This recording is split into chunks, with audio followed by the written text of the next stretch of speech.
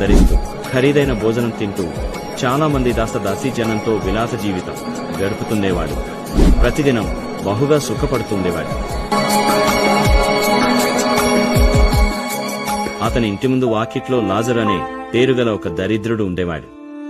అతడు చినిగిపోయిన బట్టలతో, అతని ఒళ్లంతా కురుపులతో, పుండ్లతో నిండినవాడై ధనవంతుని ఇంటివాకిట పడి ఉండేవాడు. ఆ ధనవంతుని భోజనపు బల్ల మీద నుండి పడే రొట్టె ముక్కలతో ఆకలి తీర్చుకోవాలి అని అనుకుంటాడు. అంతేకాక కుక్కలు వచ్చి ఆ దరిద్రుని కురుపులు నాకే.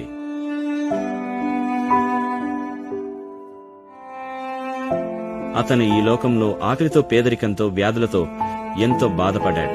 కాని ఎవరికీ కష్టం కలిగించలేదు. కొన్ని రోజులకు లాజరు చనిపోతాడు.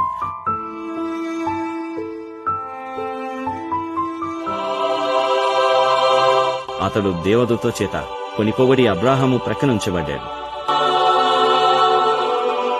ఒకరోజు ధనవంతుడు కూడా చనిపోయి పాతి పెట్టబడతాడు.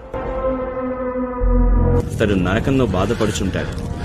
ఆ ధనవంతుడు కన్నులెత్తి దూరం నుండి అబ్రాహాము పెక్కన ఆనుకొని ఉన్న లాజరును చూచి, తండ్రివైన అబ్రాహామా,